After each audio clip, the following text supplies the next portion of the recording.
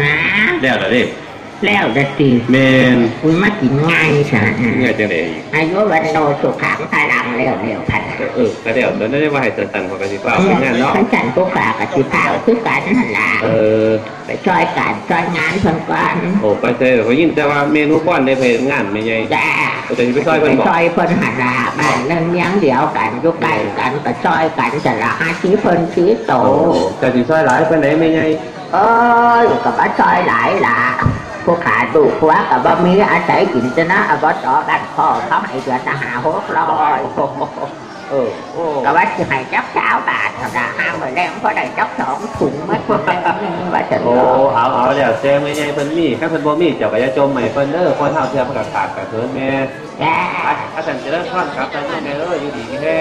บัดนี้เมื่อยายคนมีรับสินรับพรจากพระคุณเจ้าเสร็จสับแล้วก็ได้มุ่งหน้ากลับบ้านพอถึงวันมายายคนมีจึงได้ร้องเรียกหาบุตรสาวของตนออกไปว่าจานเอ้ยแถวกูแง่เบิดขนาดจะเป็นล้มได้ล้มดีหัวแถหัวไถเจ้าอารมณ์ดีจังกระโดดกระเดียจะได้มาอยู่ใน